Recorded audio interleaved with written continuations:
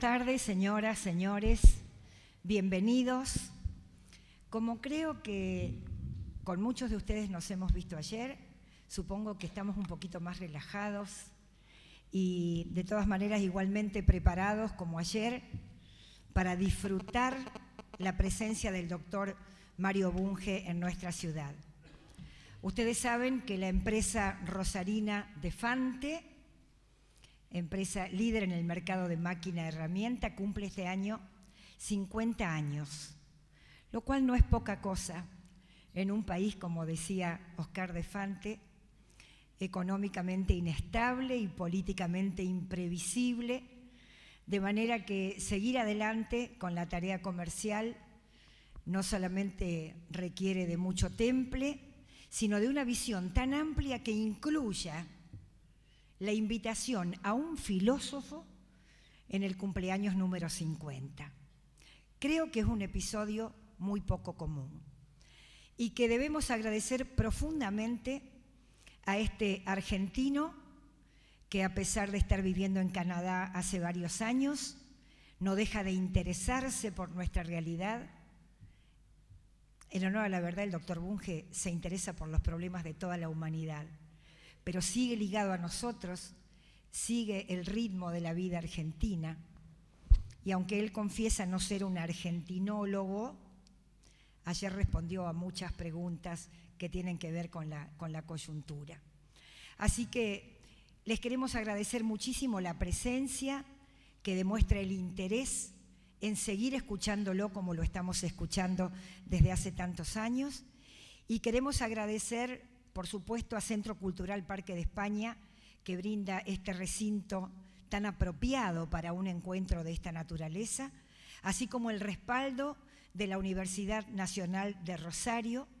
Y a propósito de este agradecimiento, me gustaría invitar al vicerrector de la universidad, Eduardo Seminara, el amigo Eduardo Seminara, si tiene la gentileza de pasar al escenario, porque seguramente algunas palabras querrá pronunciar alrededor de este acontecimiento. Eduardo, por favor.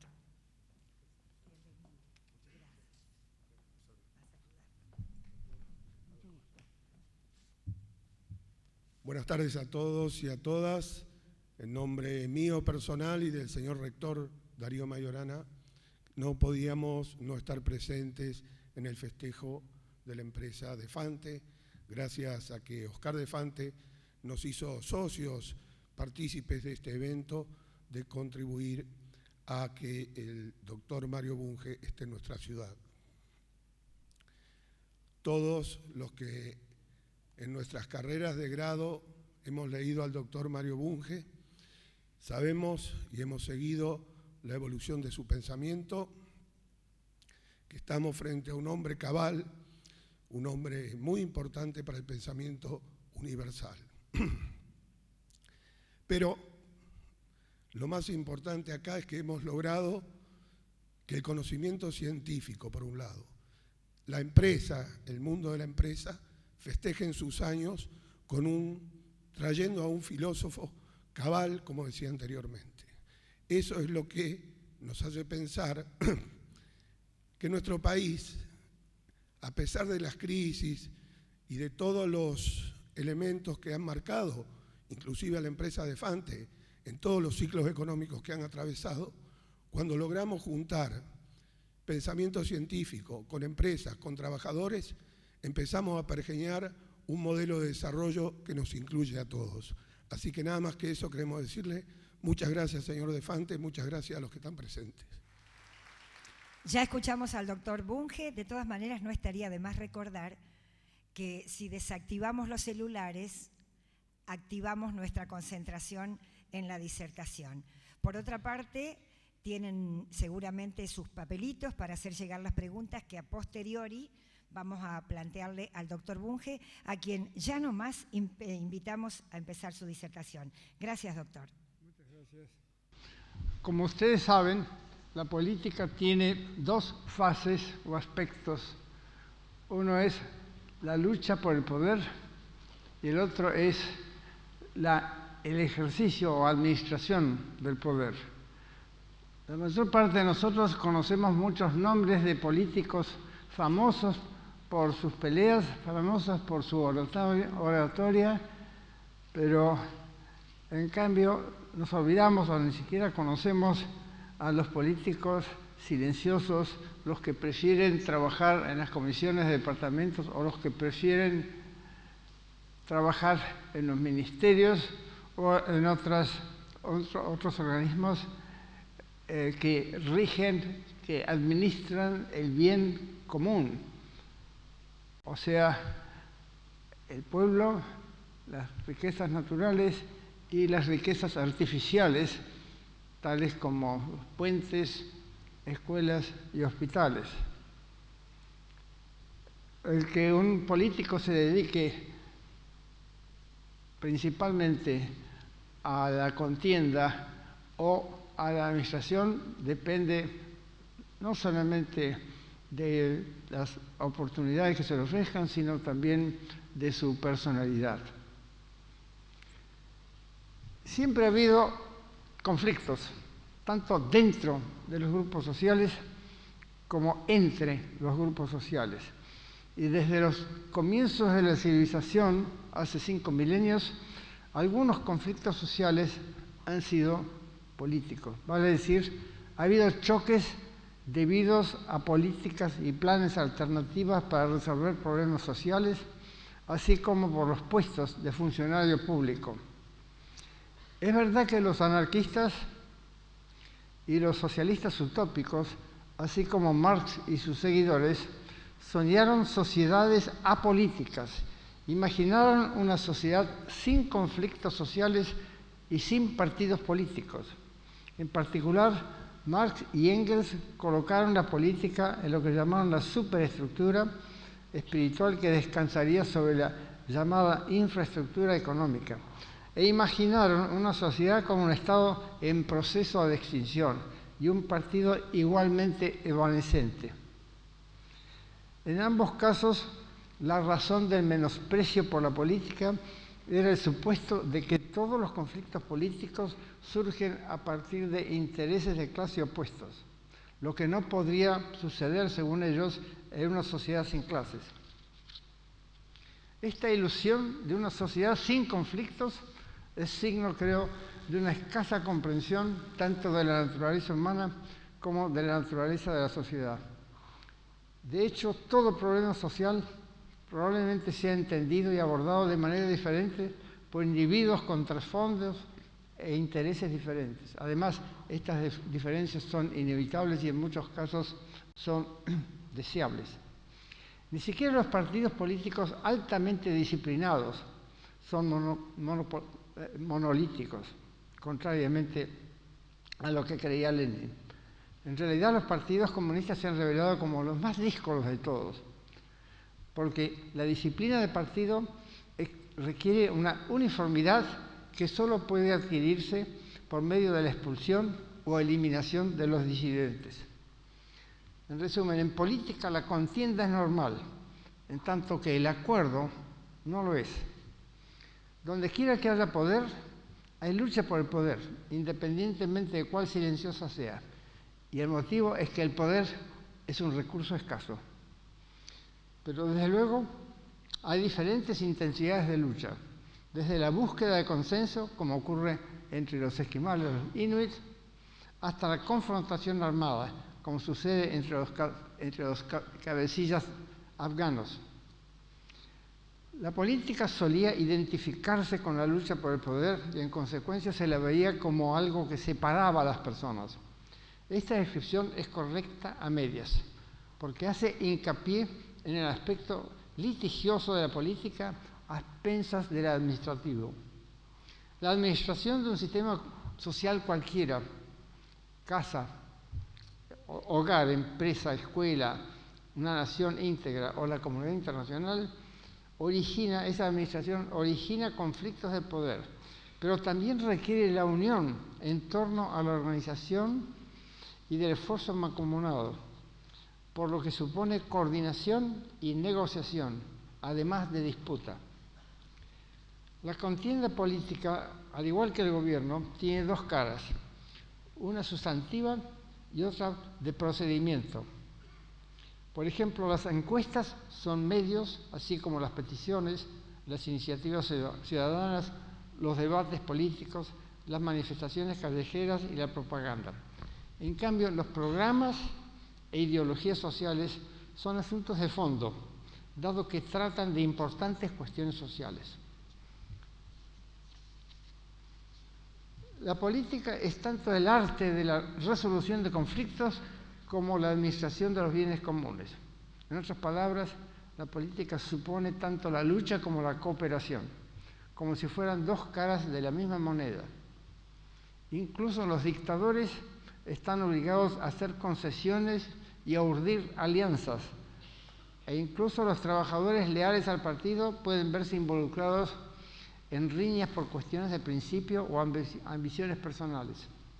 En consecuencia, hacer hincapié en una de las dos caras de la política, en desmedro de la otra, equivale a pasar por alto la totalidad de la moneda. La política es algo propio de los sistemas sociales, de todo tipo. Esto es así porque los sistemas sociales no funcionan de manera automática, sino que deben ser construidos y mantenidos diariamente. Porque la mayoría de los recursos son escasos, ni los individuos ni los grupos sociales tienen exactamente los mismos intereses, porque todas las personas y todos los grupos sociales tienen intereses tales como intereses comunes que requieren de la planificación, la coordinación y la autoridad. Actualmente, en la comunidad de las ciencias políticas, discurrir sobre el poder está pasado de moda. Con todo, el poder es el núcleo tanto de la lucha como del gobierno político. Se trata de la finalidad suprema de la contienda y del medio para hacer cosas desde el gobierno. En consecuencia, los problemas centrales de la filosofía política en relación con la contienda política son los siguientes. ¿Qué es el poder? ¿Es posible concentrar o dispersar el poder? Si está concentrado, ¿debe el poder residir en una única persona, autocracia, o en unos pocos, oligarquía? Y si está disperso el poder, ¿deben tenerlo los ilustrados, meritocracia, o debe ser compartido por todos, democracia? Aunque resulta central para todas las teorías y filosofías políticas, el concepto de poder es elusivo. Es uno de los más controvertidos de todas las ciencias sociales. En efecto, no hay consenso acerca de la definición, la medida o el indicador del poder. En consecuencia, casi todas las teorías sobre el poder son escasamente comprobables. Puesto que no han sido puestas a prueba, estas teorías no se puede saber si son verdaderas o falsas. De ahí la importancia que puede tener el filósofo político al esforzarse por refinar, por exactificar el concepto de poder.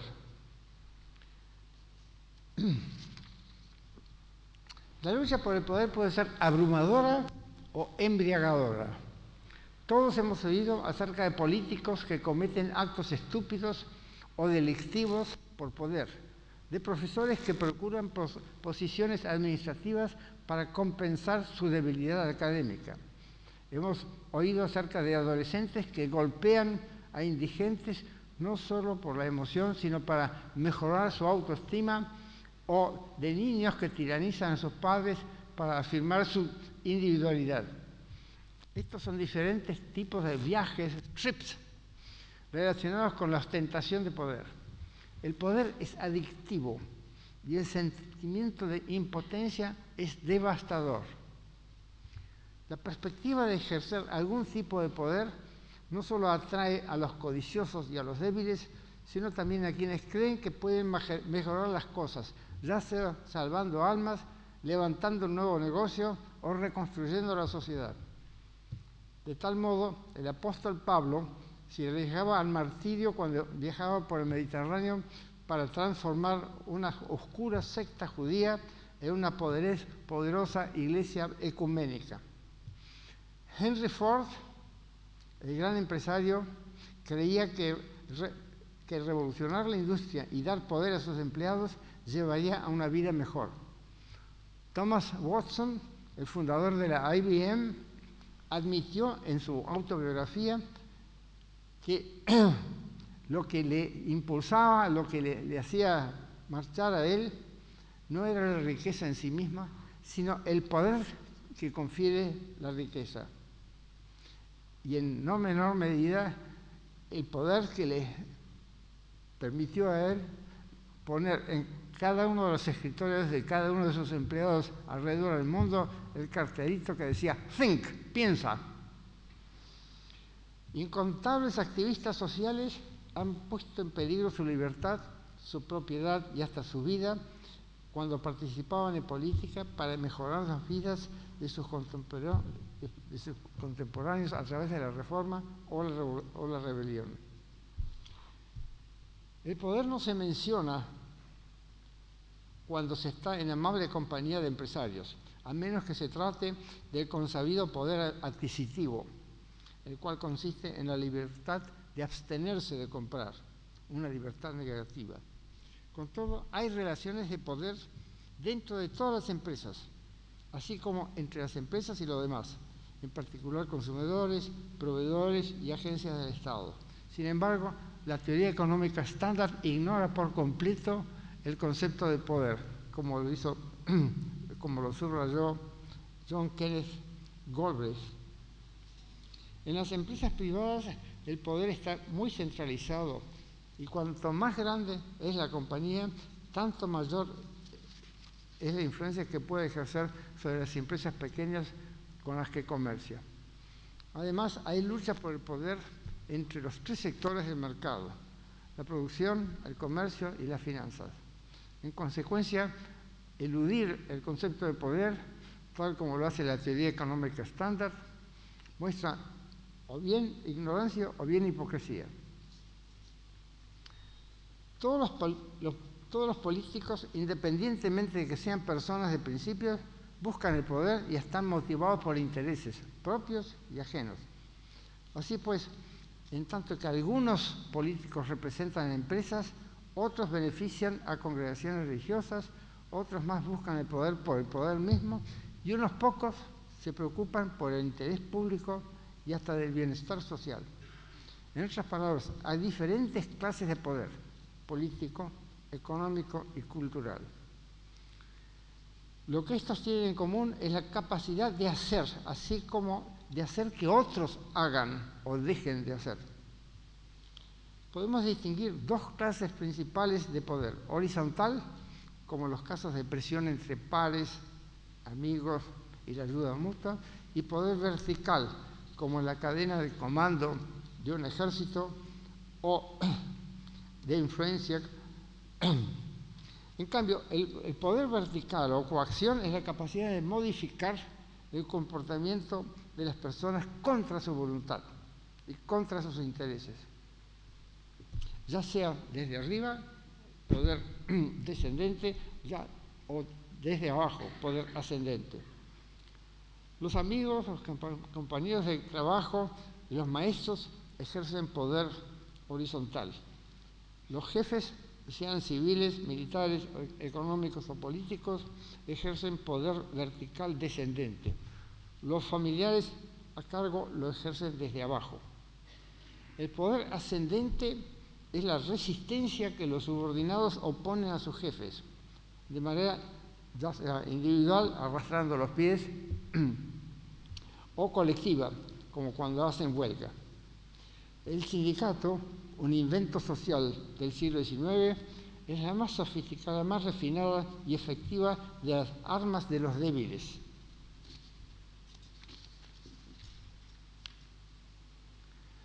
El poder social de un actor en una red social se puede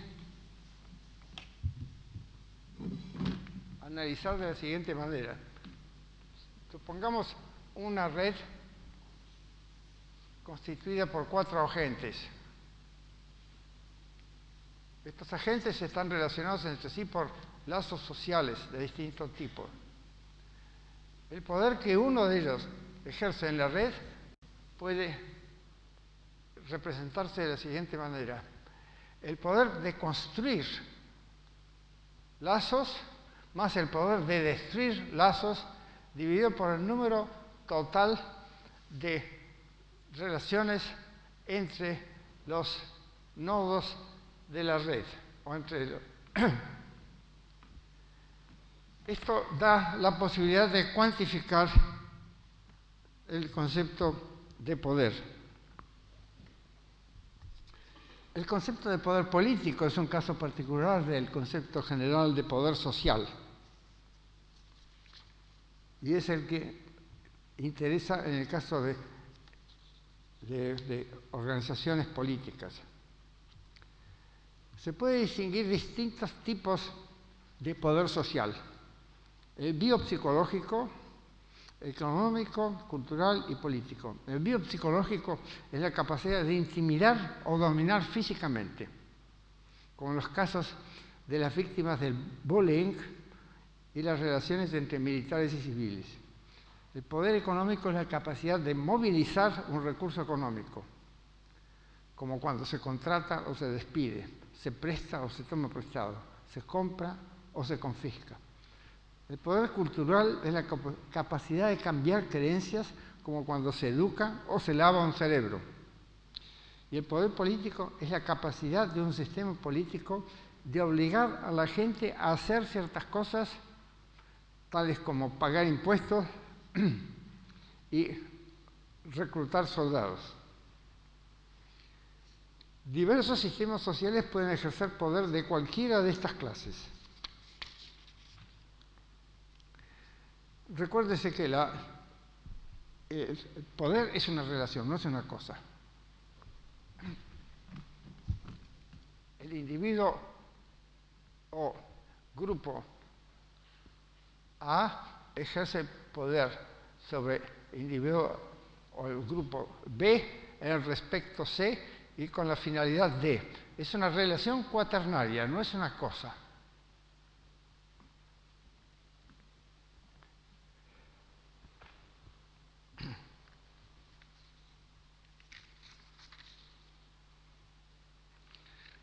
Hay que distinguir la clase de poder de las fuentes o agentes de poder y de los recursos o medios. La clase de poder, ya dijimos, el poder puede ser físico, económico, cultural, político. Pues las fuentes o agentes de poder son ejércitos, milicias, pandillas, ejecutivos, trabajadores, escuelas, laboratorios, iglesias, estados, partidos, sindicatos. Los recursos o medios pueden ser gente, armas, dinero, tierra, energía, mano de obra, creadores, comunicadores, ciudadanos, corporaciones.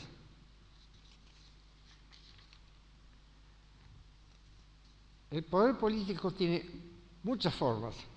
Dos de ellas son los militares y la prensa. Dado que el Estado moderno tiene el monopolio de la violencia legítima, legal, los militares son una rama de la autoridad política. Sin embargo, una sociedad puede ser militarizada en grados diferentes, desde el reclutamiento hasta la dictadura militar y la pura amenaza de represión. Estados Unidos es la única nación moderna que jamás ha sufrido una dictadura militar. Con todo, la mayoría de los norteamericanos parecen reverenciar a los militares tanto como los reverenciaban los prusianos durante el reino del rey sargento, Federico Guillermo I. Los norteamericanos desconocen o no recuerdan que los Estados Unidos no solo luchó a favor de la libertad durante la Segunda Guerra Mundial, sino que también luchó muchas veces contra la libertad, cada vez que ha emprendido una agresión no provocada, desde 1812 hasta el presente. Naturalmente ya sabemos que la fuerza no es el único medio de persuasión. Otro mucho más sutil es la prensa. Tanto es así que se lo ha llamado el cuarto poder.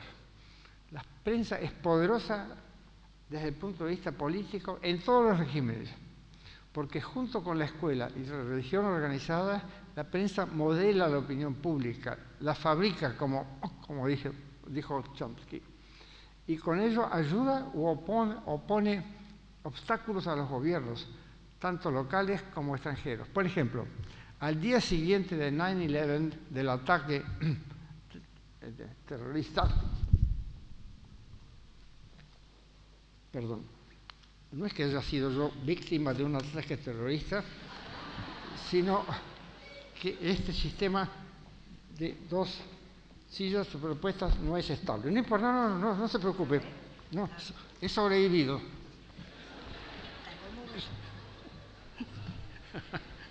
¿Ahora está bien? Está bien, gracias. Al día siguiente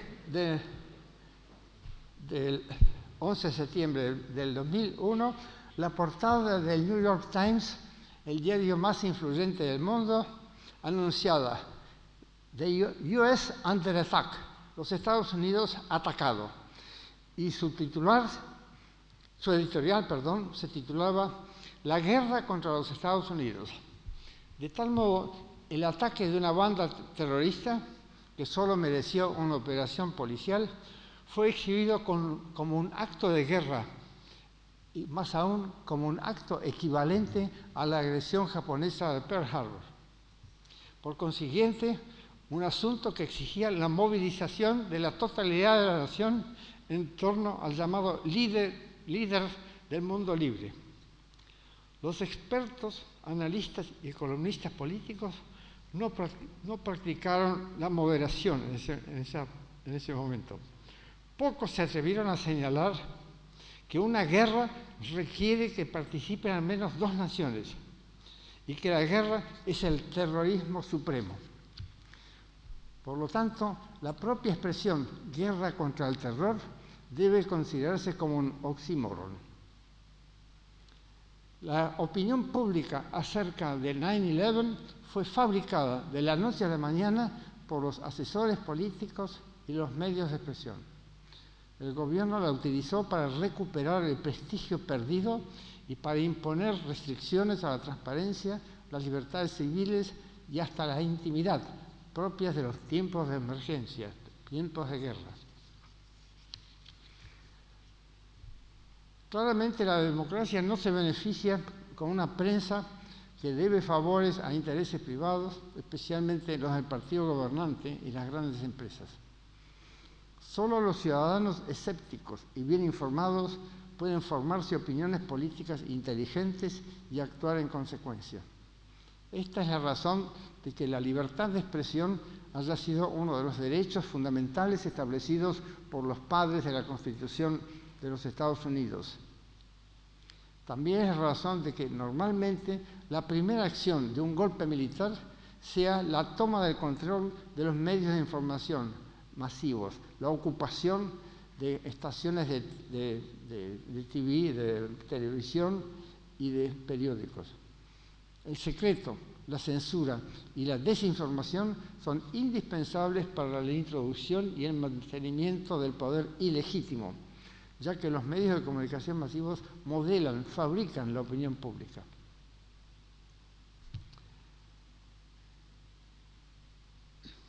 Se puede, en principio, cuantificar la noción de poder político. Hay que empezar por distinguir dos clases de poder político: poder en la contienda y poder en el gobierno. El poder de contienda es la capacidad de dominar o atraer a la gente.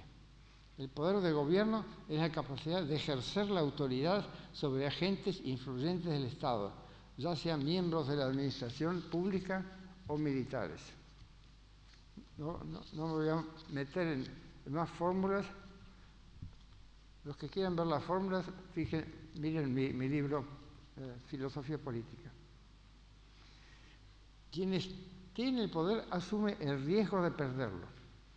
Por desgracia, si bien sabemos cuánto hay en juego, normalmente no sabemos cómo cuantificar la posibilidad de perder lo que tenemos. Solo sabemos que existe una relación inversa entre el riesgo y la ganancia. Quien no arriesga, no gana. Sin embargo, sabemos también que el arriesgarse puede ser o bien razonable o bien imprudente. Es cierto que algunos políticos y analistas políticos hablan de la probabilidad de tal o cual catástrofe político. Por ejemplo, que incluso otra nación pueda adquirir armas de destrucción masiva. En 2006, el vicepresidente norteamericano afirmó que la agresión militar es obligatoria, la agresión preventiva es obligatoria, cito, aun cuando solo haya una probabilidad de 1% de que el sospechoso tenga en su poder un arma de destrucción masiva. ¿Cómo se cuantifica? ¿Cómo se hace para adjudicar una probabilidad determinada a tal posibilidad? Es como si se afirmara con Pascal que nos conviene creer en Dios, aun si la probabilidad de su existencia fuese despreciable, ya que la correspondiente utilidad esperada, que es el producto de la utilidad por la probabilidad, sería infinita. Recurrir a estas probabilidades subjetivas, totalmente arbitrarias, es irracional e irresponsable, porque no hay una manera objetiva de valorar tales probabilidades. No existen esas probabilidades. También es poco democrático, puesto que pone al pueblo a la merced de la captación intuitiva de esas probabilidades por el gran líder del mundo libre. Además, hablar de probabilidades de agresión o de lo que fuere en estos casos es inmoral, porque las guerras modernas dañan a los civiles, cosa que los militares llaman daños colaterales, y no solamente a los combatientes. Por último, los ataques preventivos también son ilegales, porque violan la letra del capítulo 7 de la Carta de las Naciones Unidas acerca de la legítima defensa propia. ¿Por qué hay movimientos y partidos políticos organizados? Porque abordar los problemas sociales exige poder político y los individuos aislados son impotentes, no poseen un capital social que los respalde. Sin embargo, casi todo el mundo puede adquirir algún capital social y por ende algún tipo de influencia de la noche a la mañana mediante la formación de una asociación o su incorporación a una ya existente. En resumen, la unión hace la fuerza. Esto muestra la relación entre dos conceptos que a veces se confunden. Perdón. Los conceptos son los de capital social y sociedad civil. Un famoso sociólogo norteamericano, Putnam, se hizo famoso de la noche a la mañana por confundir ambos conceptos. Empezó a hablar de capital social y naturalmente consiguió muchas invitaciones de corporaciones para hablar, cuando en realidad lo que quería decir es sociedad civil.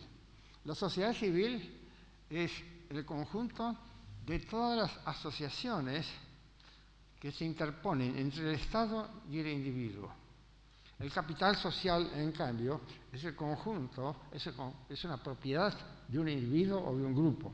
Es el conjunto de todos los individuos o grupos que pueden ayudar. Esa noción se puede exactificar fácilmente. Son dos conceptos totalmente diferentes.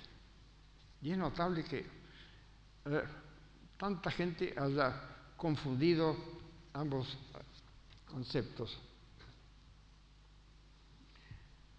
Cuando describen movimientos políticos, los idealistas prestan atención exclusivamente a las ideologías de dichos movimientos, en tanto que los materialistas se centran en los intereses que supuestamente benefician a los partidos.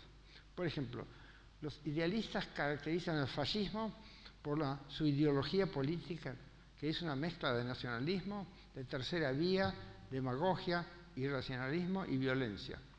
En cambio, los materialistas consideran que el fascismo es el salvador del capitalismo y el imperialismo cuando estos son amenazados por la izquierda. En consecuencia, los idealistas pueden explicar en alguna medida qué es lo que moviliza a tanta gente perteneciente a diferentes clases sociales, y los materialistas pueden explicar por qué todos los movimientos fascistas en todos los continentes han sido financiados por los ricos, industriales, banqueros y terratenientes. Claramente el fascismo solamente puede explicarse por medio de la combinación de los dos factores, la ideología y los intereses materiales. Sin embargo, esta explicación no sería satisfactoria a menos que se añadiera que todos los movimientos fascistas han tenido dos ideologías, una para el consumo de las masas y otra muy diferente para la élite partidaria y sus opulentos patrocinadores. Así pues, el principal lema del fascismo italiano era creer, obedecer, combatir, en tanto que uno de los slogans preferidos de los nazis era «Tú no eres nada, tu nación lo es todo». Pero de hecho los líderes de ambos movimientos, así como sus imitadores en distintos continentes, especialmente el nuestro, intentaron parecer héroes o médicos o superhombres nietzscheanos antes que sumisos seguidores. Además, mientras que las masas eran atraídas con promesas de unidad social, orden, honestidad, prosperidad, redención, grandeza nacional e incluso justicia social, los líderes fascistas se enriquecieron y mantuvieron la promesa hecha a sus patrocinadores ricos, o sea, respetar la propiedad privada y domesticar o destruir los sindicatos.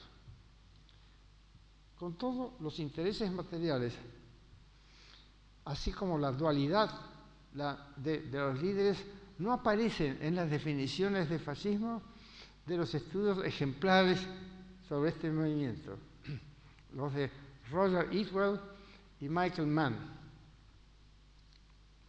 quienes adoptan una posición idealista, es decir, se ocupan solamente de las ideas, de los slóganes, no se ocupan en ningún momento de las fuerzas económicas que apoyaron, que financiaron los movimientos fascistas. Mi definición es esta: el fascismo es el movimiento político que procura la sumisión total del grueso de un pueblo a un Estado fuerte en interés de los miembros más ricos de la sociedad, e intenta conseguir su objetivo por medio de organizaciones militares o paramilitares, estas últimas motivadas por las promesas de fortalecer la patria y construir un orden social nuevo, ordenado, limpio, justo y sin clases, sin decirles a las masas que los líderes y sus patrocinadores monopolizarán todos los privilegios.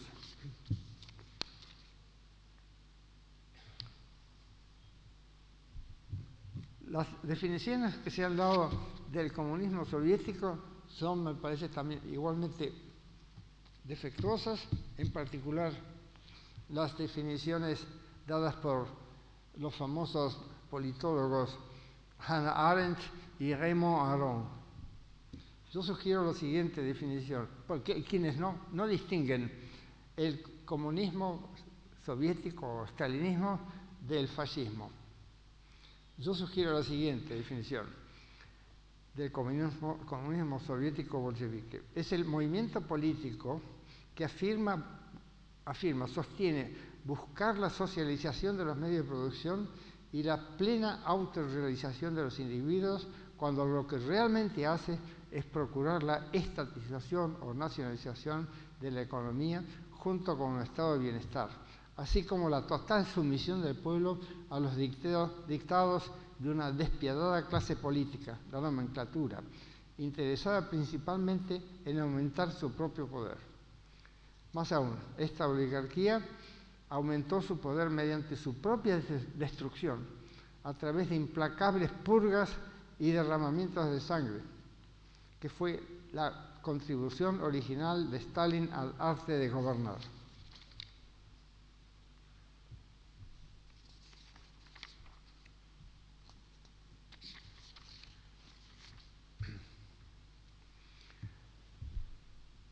Cooperación. No cabe duda que los animales compiten por recursos escasos. No resulta extraño entonces que gran parte de la acción política esté motivada por la necesidad o el deseo de echar mano a los recursos de algún tipo, sean recursos naturales, tales como la tierra y el petróleo, sean recursos humanos, tales como esclavos y votantes. En otras palabras, gran parte de la política puede explicarse en términos de conflictos por intereses materiales. Laswell lo expresó en forma concisa en su clásica fórmula. Decía Laswell, la política trata de quién consigue qué, cuándo y cómo. En particular, se puede explicar plausiblemente un gran número de conflictos internacionales como casos agudos de competencia por recursos de alguna clase. Por ejemplo, la guerra de Troya parece haber tenido como motivo el control de la ruta del Egeo hacia Chipre, la tierra del cobre.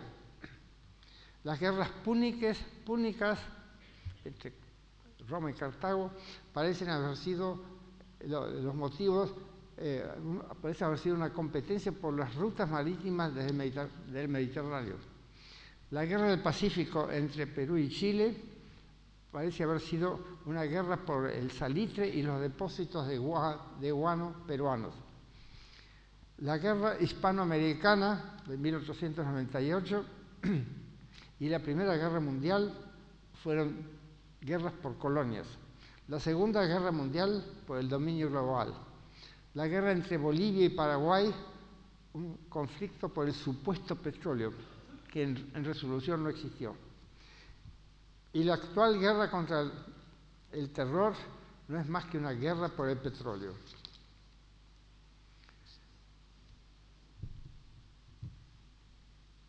¿Cómo participa la gente en política y por qué participa?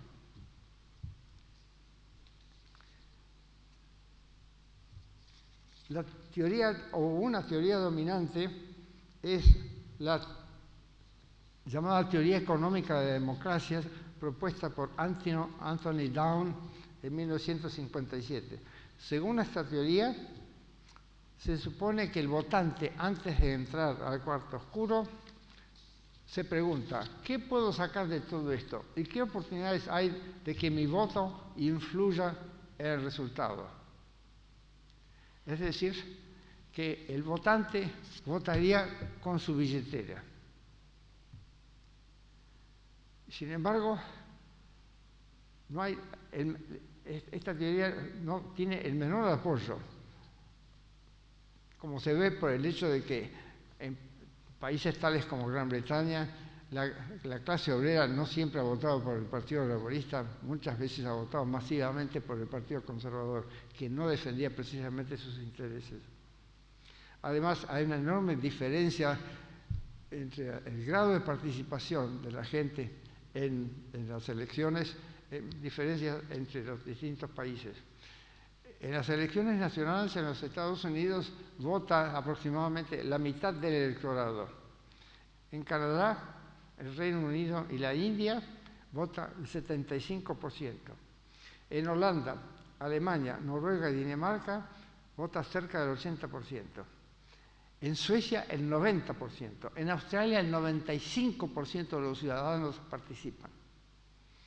Si los ciudadanos votaran con sus bolsillos, como lo sostiene la teoría económica de la democracia, la participación electoral debería ser mucho mayor en las elecciones locales, las elecciones municipales, que tratan de impuestos municipales y servicios municipales, que en las elecciones nacionales.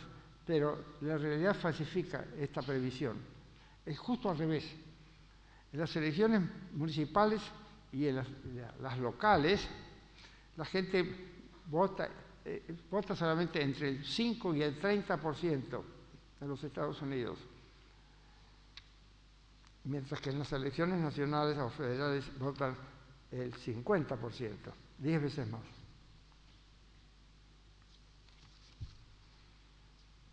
En resumen, el votante típico no es la isla social ni el idiota moral descrito por la teoría económica de la democracia. Es un ciudadano preocupado, si bien frecuentemente engañado y algo holgazán. puede ser influido por intereses privados y a menudo es lo bastante ingenuo como para seguir a peligrosos payasos o incluso a hábiles delincuentes. Pero al participar de diversas redes sociales, el votante rara vez está motivado exclusivamente por intereses personales. Esta es la razón de que pueda tragarse la retórica mendaz acerca del interés nacional y los llamamientos a su generosidad y patriotismo. También es el motivo por el cual incluso los ciudadanos norteamericanos, quienes se encuentran entre los menos duchos en cuestiones políticas, hayan acudido a las urnas. La mayoría de las personas no son aprovechados egoístas. Esto lo han demostrado ya los llamados la economía experimental.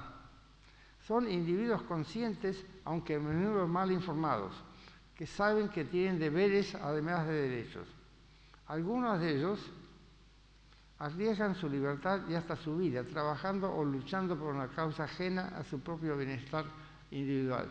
Por ejemplo, en la provincia de Buenos Aires, cuando imperaba el voto cantado y el fraude patriótico inventado por el Partido Conservador en los años 30, mucha gente se arriesgaba y hacía esfuerzos por meter su boleta en la urna, a pesar de la amenaza de los matones del partido gobernante, que le exigían que fuera hombre y cantara su voto, que dijera cuál era la intención de su voto, en lugar de ocultarla.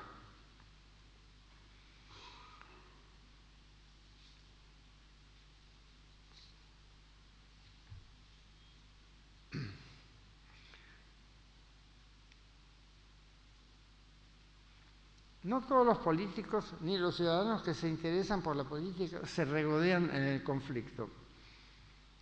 A diferencia de los partidarios de Thomas Hobbes y Adam Smith, que creían en la centralidad del conflicto, la mayoría de las personas prefieren la cooperación a la competencia.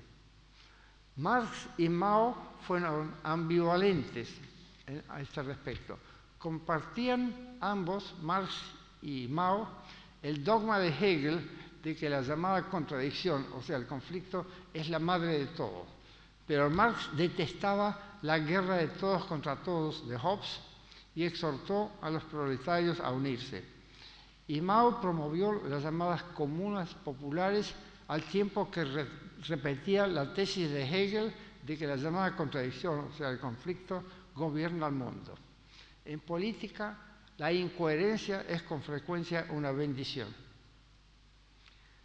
La mayor parte de la gente se da cuenta de que en una competencia hay siempre alguien que sale perdiendo, en tanto que la cooperación no solo puede tener como resultado una victoria compartida, sino también un sentimiento de camaradería que contribuye a la cohesión social. Y los buenos estrategas políticos y comerciales comparten el sabio consejo dado hace 2200 años por el mayor estratega de la antigüedad, Sun Tzu, quien dijo: intenta evitar el conflicto armado. Sin embargo, si te ves obligado a luchar, no busques destruir a tu adversario. Hay un proverbio al respecto: al enemigo que huye, construye un puente de plata. Una moraleja para los políticos y hombres de negocios es: mantente lejos de Hobbes y Smith, talla tu propio nicho, apela a los sentimientos morales, además de los intereses materiales, y recuerda que aún el cálculo político más astuto es vulnerable al error, aunque solo fuese porque es imposible saber con precisión lo que está pensando el adversario.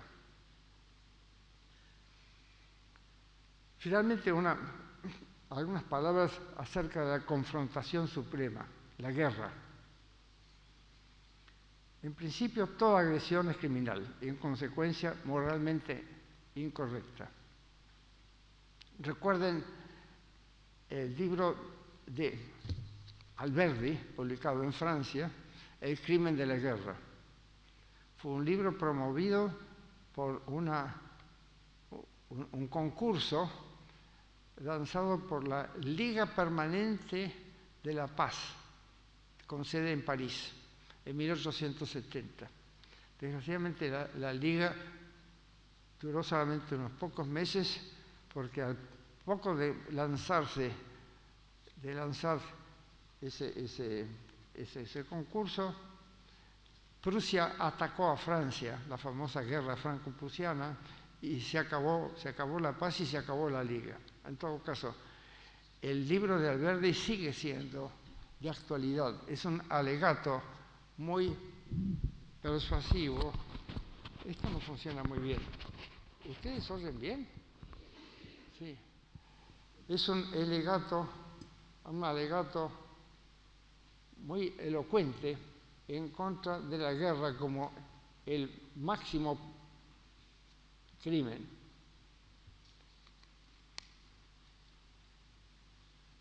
De modo que, pese a San Agustín y a los politólogos actuales, no hay tal cosa como una guerra justa.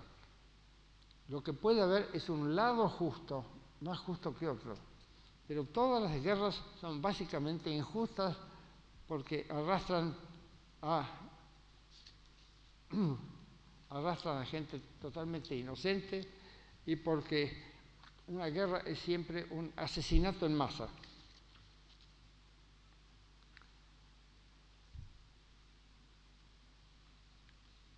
Hay entonces, a veces, en algunas guerras, hay un bando justo.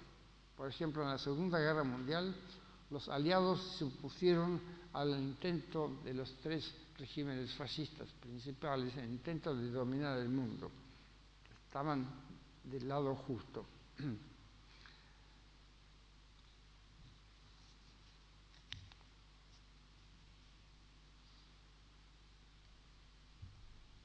En la lucha por el poder se impone siempre la formación de alianzas políticas.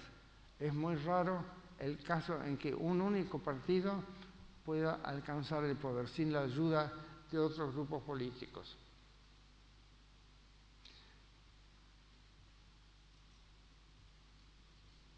Es decir, un partido que se proponga llegar al poder no puede contar solamente con sus entusiastas, que siempre van a ser una minoría, sino también con los moderados de los partidos rivales. Los moderados siempre superan el número a los radicales porque exigen menos. La mayoría de las personas son animales de costumbres adversas al riesgo. Adversos. A primera vista, de ellos se sigue que la democracia y la moderación son coextensivos, pero no es así, porque también es posible utilizar medios moderados para alcanzar objetivos radicales. Por ejemplo, se puede imaginar una transformación radical de la sociedad a través de medios graduales, tales como la combinación de elecciones con un intenso activismo de base.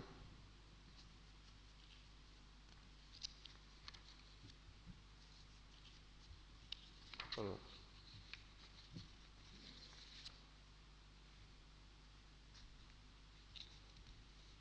Es curioso que las alianzas ocurren más a menudo entre adversarios que entre las alas moderadas y radicales de la misma orientación política o religiosa. Por ejemplo, los socialdemócratas se juntan con más frecuencia con los liberales sociales que con los comunistas. Y con excepción de la España medieval, los cristianos solían ser más tolerantes para con los paganos, musulmanes y judíos que para con los cristianos herejes. Uno de los motivos es que el hereje, a diferencia del infiel, amenaza la unidad del partido o de la iglesia y en consecuencia amenaza la existencia misma de esa iglesia o de ese partido. Otro motivo de la violenta hostilidad entre hermanos es que la heterodoxia y la ortodoxia compiten aproximadamente por el mismo terreno, por el mismo mercado. Por eso, después de la Revolución de Octubre de 1917, los bolcheviques, mencheviques, revolucionarios sociales y anarquistas se mataron entre sí con el mismo celo con el que mataron a los blancos. Poco después, los socialistas alemanes se unieron con los conservadores en su casa de espartaquistas, comunistas. La izquierda alemana permaneció amargamente dividida, intercambiando insultos ridículos, tales como fascista social, el insulto que endilgaban los comunistas a los socialistas, y adulador de los soviéticos, que era la respuesta de los socialdemócratas a los comunistas. Y continuaron insultándose mientras los nazis ganaban terreno hasta que lo tomaron el poder. Otra guerra entre gente de izquierda que resultó igual de destructiva por los dos bandos estalló pocos años después en España, en Cataluña. Mientras los franquistas continuaban su avance, los trotskistas y anarquistas intentaron hacer una revolución social, mientras todos los demás luchaban contra los fascistas que se acercaban. En todos estos casos, el sectarismo ideológico engendró enemistad política y pura estupidez. Una filosofía política errónea puede llevar bien al terrorismo de Estado o bien al suicidio político. Las alianzas políticas son moralmente legítimas solo cuando se forjan sobre la base de principios políticos y morales compartidos. Esta es la razón de que siempre sea moralmente incorrecto establecer alianzas tácticas exclusivamente sobre la base del principio maquiavélico: el enemigo de mi enemigo es mi amigo.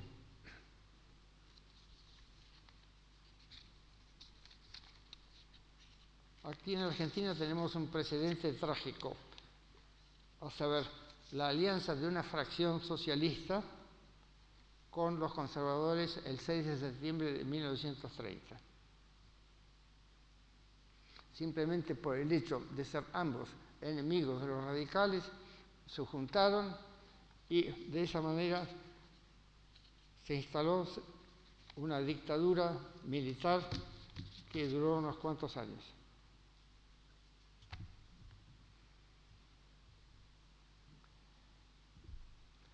Recordemos la diferencia entre revolución política o golpe de Estado y la revolución social que cambia la estructura social.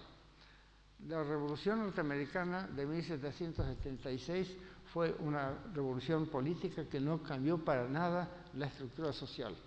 Los terratenientes siguieron siendo terratenientes, los dueños de esclavos siguieron siendo los dueños de esclavos y así sucesivamente.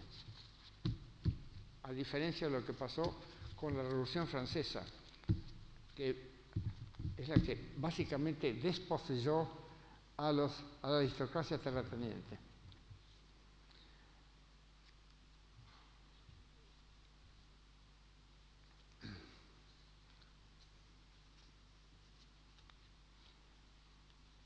Además de las revoluciones explícitas, digamos, están las revoluciones silenciosas, las que no involucran derramamiento de sangre. Son de dos clases: las producidas por cambios políticos que solo recurren a manifestaciones callejeras pacíficas y la desobediencia civil, por una parte, y las revoluciones que acompañan a la industrialización y secularización. Las revoluciones del terciopelo de Europa Oriental, que ocurrieron entre 1989 y 1991, fueron del primer tipo. Tuvieron éxito porque los regímenes comunistas ya no podían ofrecer los bienes prometidos. La gente veía por televisión que sus vecinos capitalistas disfrutaban de una vida mejor y más libre que la que ellos tenían.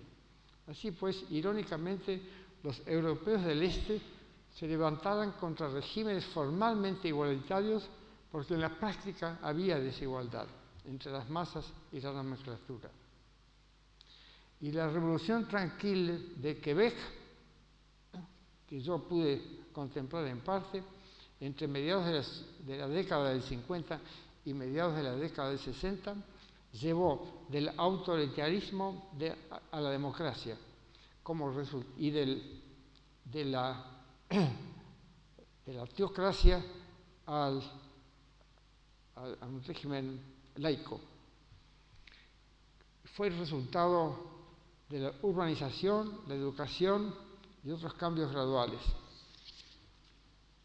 En cambio, la llamada Revolución Estudiantil de París de 1968, con su vandalismo y su slogan infantil tout de suite, o sea, todo enseguida, solo consiguió endurecer el conservadurismo y debilitar a la izquierda.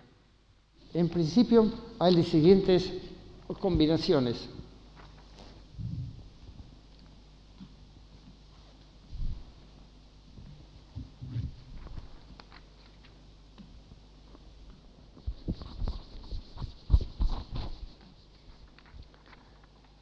Medios moderados, fines radicales, medios,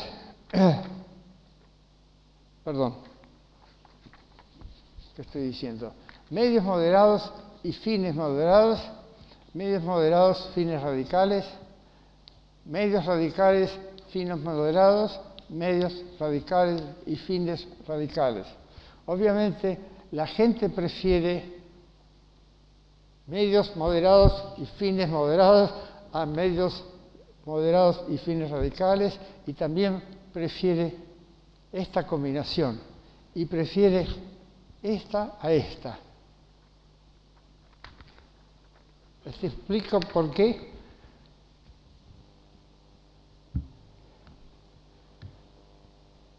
La mayor parte de la gente evita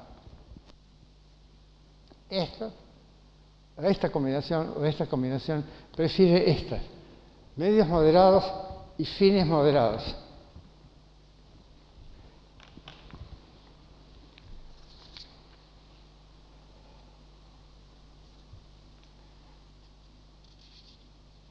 El primero en estudiar este problema fue Alexis de Tocqueville, el gran politólogo y sociólogo francés de la primera mitad del siglo XIX. Él creía que, sacó esta conclusión del examen de un único caso, la Revolución Francesa de 1789. Él creía que la gente se rebela no cuando las cosas andan muy mal, sino cuando las cosas empiezan a mejorar. Y explicó el mecanismo de manera bastante plausible. Dijo, cuando las cosas empiezan a mejorar, hay cierta libertad de movilización, la gente puede reunirse, puede discutir y puede entonces organizarse para tirar abajo el régimen. Esta tesis de Tocqueville ha sido examinada empíricamente. Hay algunos estudiosos, tales como Hegel, que han hecho un análisis de decenas y decenas de casos históricos, y se confirma la conjetura de Tocqueville en algunos casos, pero se refuta en otros.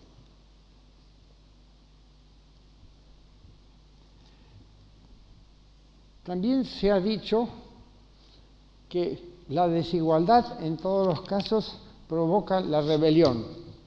Brzezinski, uno de los guerreros fríos, era el consultor en política exterior del presidente Carter, dice en una de sus publicaciones que cuando el índice de Gini, o sea, el índice de la desigualdad de ingresos, pasa de 0,40, existe el peligro de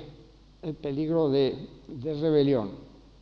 Es muy curioso porque Brzezinski era notoriamente antimarxista y sin embargo pretendió dar un esquema marxista de la revolución. Pero el hecho es que ese límite 0,40 fue sobrepasado hace tiempo en Estados Unidos, Gran Bretaña, Brasil, China y otros países, y sin embargo no pasó nada. Voy a recordar brevemente cuál es el índice de Gini. Es el índice más usado de desigualdad económica. Si ponemos aquí la riqueza de un país y ponemos aquí la población, una riqueza, o mejor dicho al revés, población, riqueza. Un régimen totalmente igualitario sería esta recta, a 45 grados. Pero de hecho, en todas las sociedades hay una panza así. El índice de Gini es el área de esta región.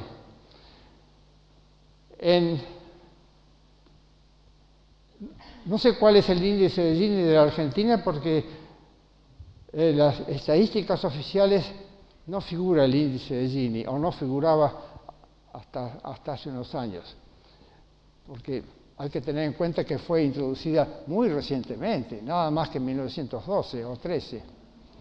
Habrá que esperar un siglo más. En más de 100, algo así como 150 países, las estadísticas, el índice de Gini figura en esas estadísticas.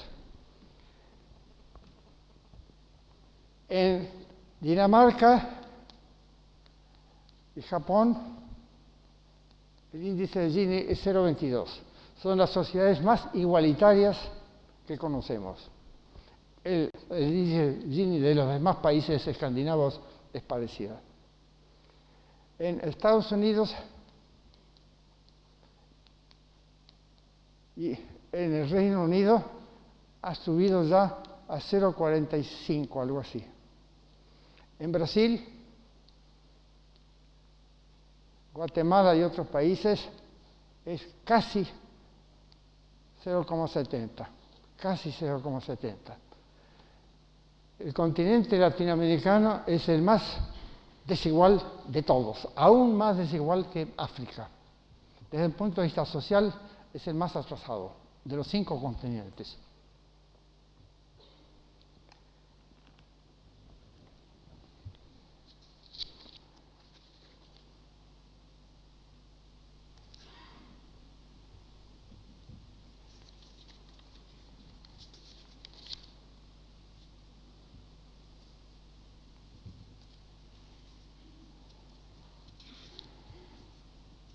Cuando se habla de cambio de régimen o revolución social, la mayor parte de la gente que favorece cambios revolucionarios se fija en los fines, que pueden ser muy nobles, pero se olvidan de lo que cuestan esos cambios y se olvidan también de que muchas veces los cambios son ilusorios, precisamente porque la tentativa de la revolución produce una contrarrevolución sangrienta. Tanto la revolución como la contrarrevolución son obra de élites y causan profundos estragos en las vidas personales. Entonces se pregunta uno, ¿deberíamos preferir siempre la reforma a la revolución? En otras palabras, ¿cuándo se justifica una revolución? Este es un problema no solamente político, es un problema moral. ¿Por qué? Porque la violencia daña.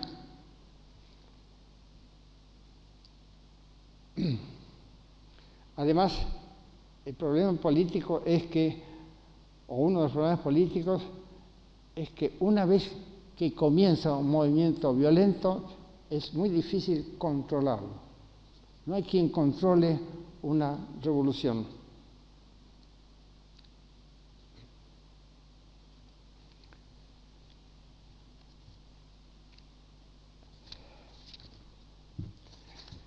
Por todos estos y muchos otros motivos, el ciudadano responsable no es dogmático, no es fanático, sino escéptico. Pero no escéptico radical, el cínico que en nada cree, sino un escéptico moderado, el que pesa las razones a favor o en contra de todos los movimientos políticos posibles. El que trata de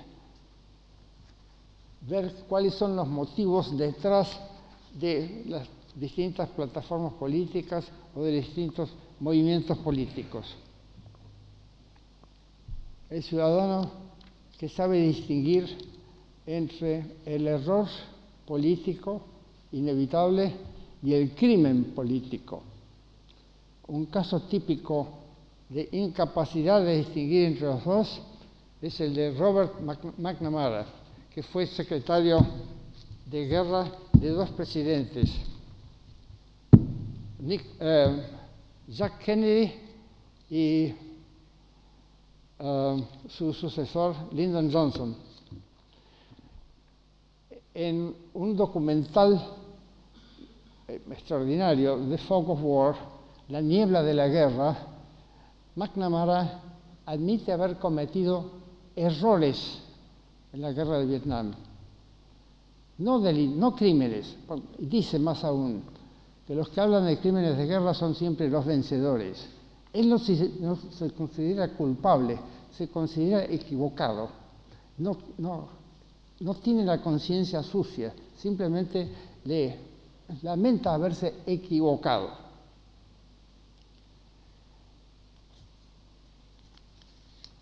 El ciudadano escéptico debe precaverse contra la exageración, la confusión, no menos que contra el error.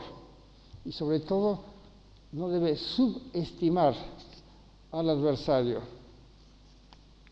Y no debiera poner la menor atención a las profecías. En política es casi imposible hacer predicciones científicas. ¿Por qué? Porque la teoría científica, la teoría política está todavía en pañales.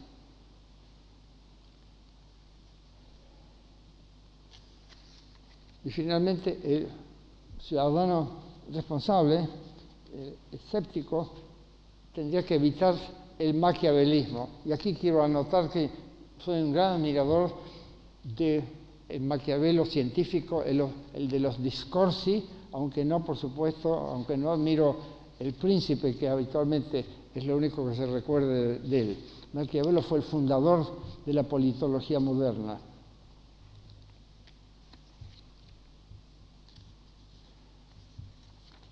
Bueno, termino.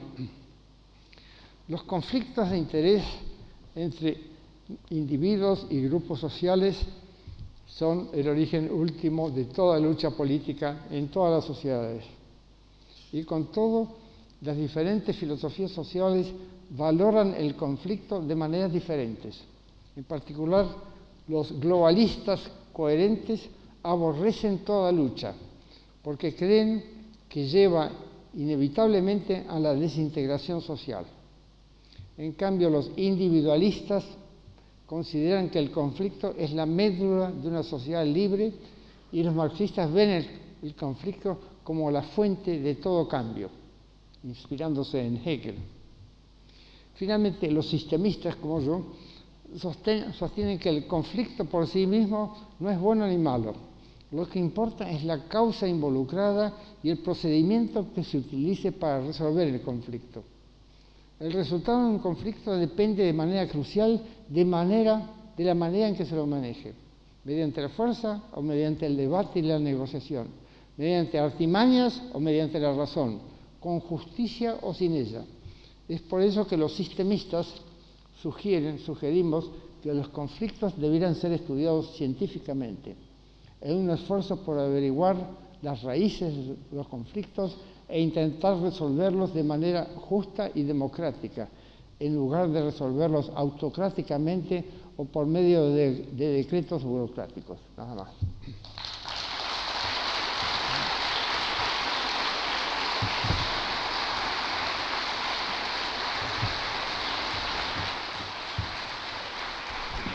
Muchas gracias, doctor, muy amable.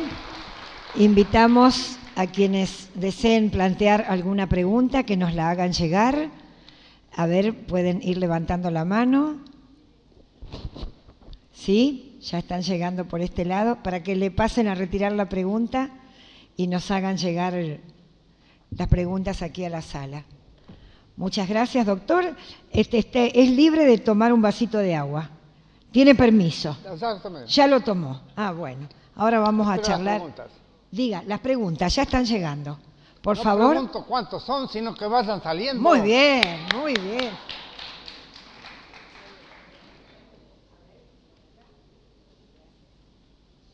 Esto está...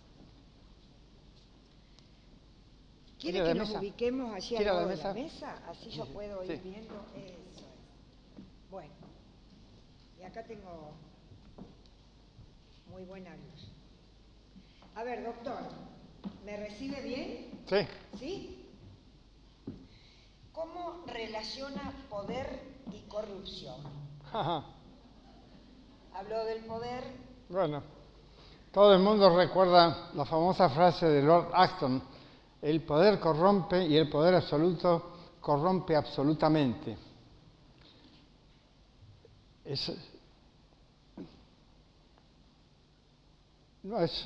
Yo creo que el origen de la corrupción es mucho más complejo. Hay sociedades en que la corrupción es un medio de vida. Sociedades en que la gente es tan miserable que no puede darse el lujo de ser honesta. Yo he vivido eso en México, donde residí 1 año y pico, y ahí pude ver que los pobres que no recurren a la corrupción viven muy mal. Por ejemplo, creo que tal vez lo haya dicho antes, el agente de policía logra su nombramiento como agente si se compromete con el comisario a pasarle un porcentaje de las mordidas o coimas que percibe. Debe entonces coimear el doble de lo que coimearía si su jefe, su comisario, fuese incorrupto. Y si no percibe mordidas, no puede mantener a su familia. La miseria lo conduce a la corrupción. Y la corrupción es generalizada, va desde abajo hasta la cúpula. Y quien da el ejemplo máximo de corrupción suele ser el presidente. El primer presidente mexicano, el primer presidente democrático, Francisco Madero, lo asesinaron. Era demasiado honesto. No es cierto que el poder da sí la posibilidad de corromperse, pero la gente corrompida, los que piden o exigen mordidas en México, la mayor parte de ellos carecen de poder, están en poder de mandamases, comisarios, por ejemplo. De modo que no hay que buscar en el poder la única fuente de corrupción. También el poder viene de la estructura social injusta. Uno de los politólogos norteamericanos más conocidos, que fue presidente de la Asociación Norteamericana de Ciencias Políticas y profesor en Harvard durante mucho tiempo, dijo que el poder, en lugar de criticar la corrupción, dijo que la corrupción es el aceite o la grasa que lubrica el desarrollo. Justificó la corrupción. Él debe haber conocido bastante el asunto porque él mismo fue corrupto. él hizo estudios para la Rand Corporation para averiguar cómo asesinar mejor a los campesinos vietnameses. Fue un típico intelectual mercenario que vendió su conocimiento, mejor su ignorancia, a the powers that be. El problema de la corrupción es muy complicado. En todo caso, cuando la corrupción es generalizada, es no solamente un obstáculo al desarrollo político, sino también al desarrollo económico. ¿Por qué? Porque los empresarios se ven obligados a pagar coimas muy elevadas, de modo tal que tienen que pasar ese gasto extra a los consumidores. En Rumania, desde el cambio de régimen, parece que ha aumentado mucho la corrupción y hay una politóloga rumana que con mucha valentía ha hecho investigaciones empíricas sobre los efectos que tiene la corrupción generalizada en la vida económica del país. Y no digamos sobre la moral, la gente pierde la confianza en las instituciones. Es un problema muy importante al que habría que dedicarle muchas más tesis doctorales de las que hay. ¿Sabe qué inquietud hay en este sentido, doctor? Si se detecta que un equipo de gobierno es corrupto, ¿debe seguir en el poder? ¿Qué debe hacer la ciudadanía? Votarlo por segunda vez. ¿Qué pasó con Berlusconi? ¿Qué pasó con Menem? ¿Qué pasó con el segundo Bush?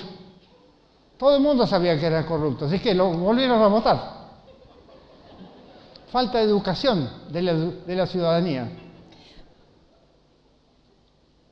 Claro, se enlaza muy bien con una pregunta que plantea si la profundización en el estudio de los planes educativos no conducirían a un mejoramiento de la actividad política, de las propuestas, de la conducta de los políticos.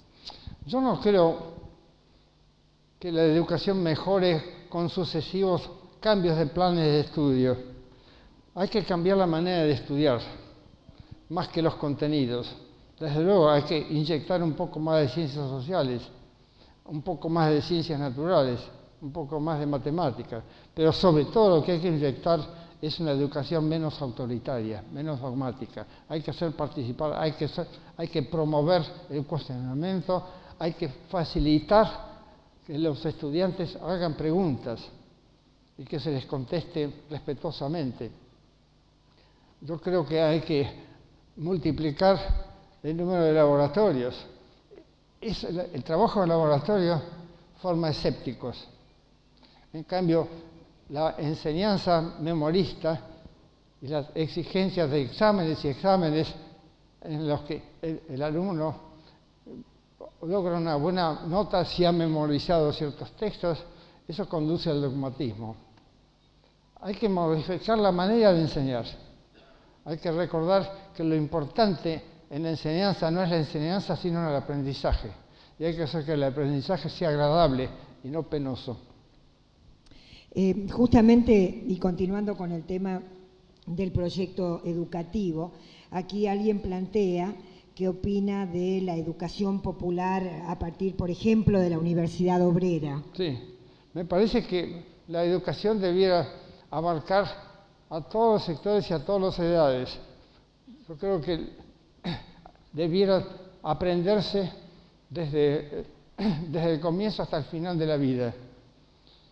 Y uno de los motivos es, por supuesto, que hay mucho por aprender, y otro es que lo que ya se aprendió puede volverse obsoleto. Y de hecho, lo que aprende un especialista cualquiera, incluso un ingeniero o un médico o un abogado, no dura más que un cierto número de años, digamos media docena de años, ¿Por qué? Porque la realidad va cambiando muy rápidamente. Doctor, y ya que estamos en el tema educativo, avanzando en esta cuestión, ¿no? ¿Cuál piensa usted que es el rol de la intelectualidad como promotora de reformas, de los intelectuales? Por lo pronto, estudiar la realidad, hacer al revés de lo que preconizó Marx en su juventud, que decía hasta ahora los filósofos han interpretado al mundo, pero el problema es cambiarlo, sí. Hay que cambiarlo, pero no en forma irreflexiva, hay que cambiarlo sobre la base de estudios de la realidad. Y de hecho, Marx se olvidó de ese famoso apotegma y se puso a estudiar seriamente el capitalismo. Hay que estudiar la realidad y hay que ver cuáles son los defectos y qué se puede hacer por superarlos. Y no esperarlo todo del señor presidente. No es posible seguir pensando que todos los problemas van a ser resueltos por el Estado. Muchos problemas pueden ser resueltos desde abajo, organizándose. Y entre esos problemas está el problema de la falta de educación. Las universidades populares fundadas en Francia y en Inglaterra en el siglo XIX y la Universidad Obrera en Buenos Aires a fines de los años 30 procuraban suplir los efectos de la enseñanza oficial, porque no había lugares donde pudieran aprender los adultos. Y las pocas escuelas populares que había no enseñaban oficios modernos, sino que enseñaban técnicas o bien tradicionales, útiles pero tradicionales, tales como corte y confección, o habilidades completamente ridículas, como hacer flores artificiales o pirografía, cosas así.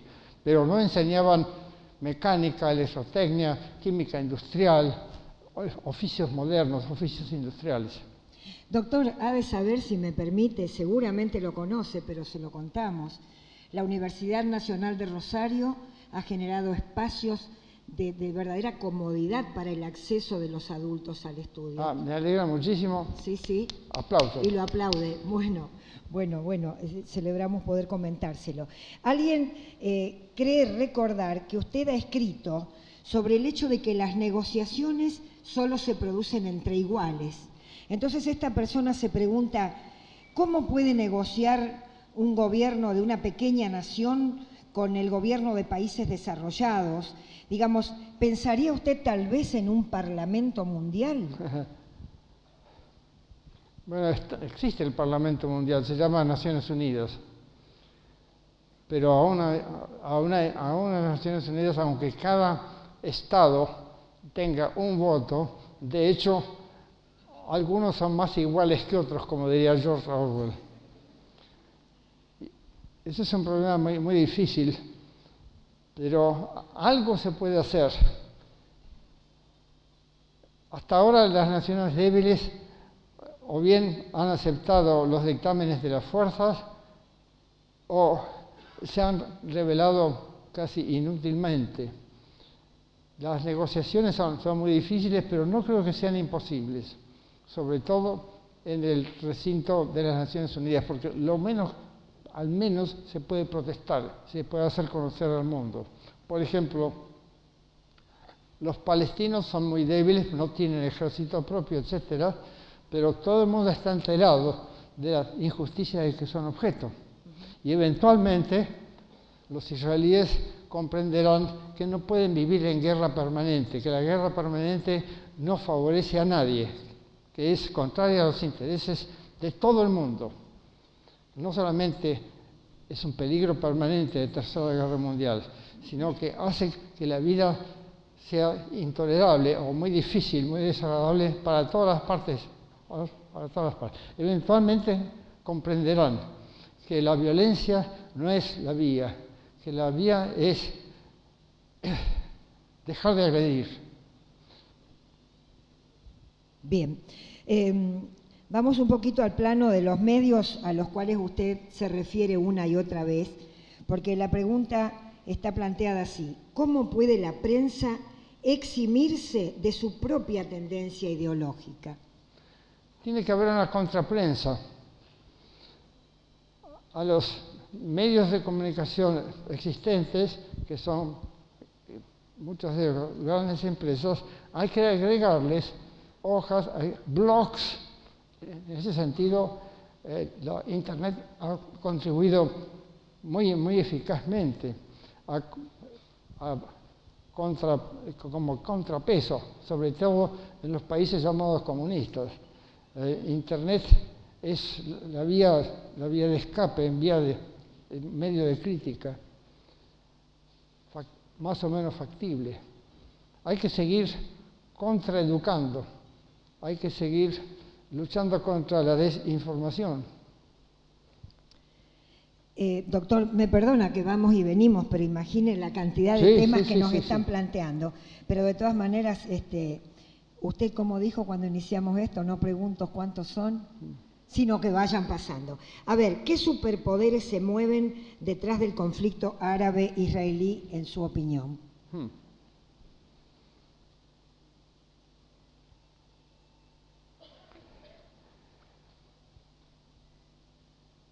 En 1890 o algo así, los dirigentes sionistas estudiaron la posibilidad de instalar el Estado judío en alguna parte. Hubo 3 candidatos: Uganda en África, la Patagonia y Palestina. Ya se sabe cuál fue la elección, y la elección fue determinada por razones, digamos, teológicas. Imaginemos que Israel estuviera ubicada en Patagonia antes del descubrimiento de petróleo en Comodoro Rivadavia. ¿Habría conflictos? Lo dudo. Se habrían constituido comunidades tanto rurales como urbanas. Habría habido algunos conflictos con los araucanos, los pocos araucanos que quedaban, pero no ocurriría lo que ocurre hoy. Desgraciadamente, Palestina está a las puertas del mar de petróleo más grande, o de los mares de petróleo más grandes del mundo. Tienen la desgracia de ser ricos en petróleo.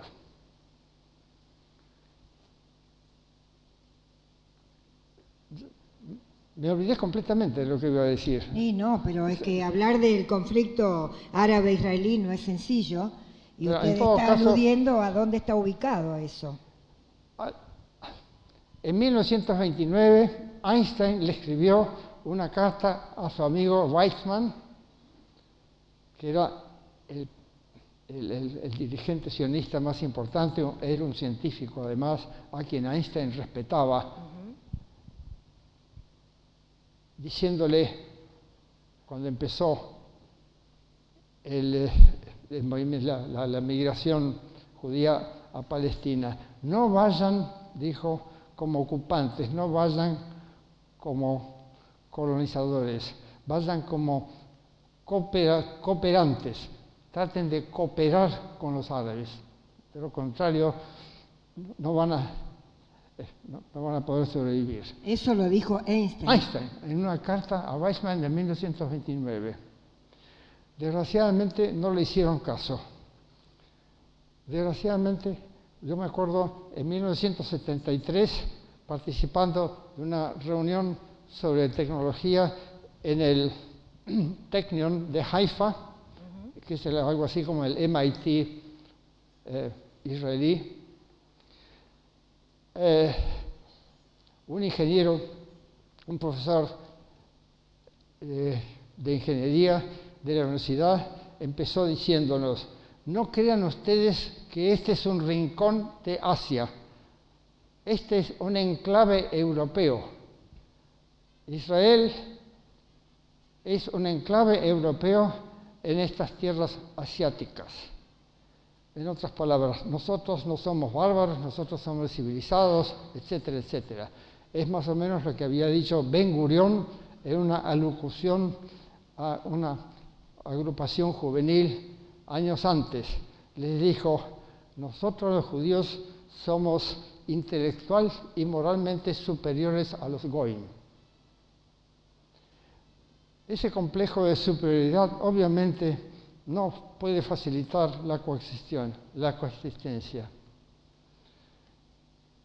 Hay que recordar que todos somos miembros de la misma especie y que todos tenemos derecho a tierra y al agua, todos tenemos derecho a la existencia.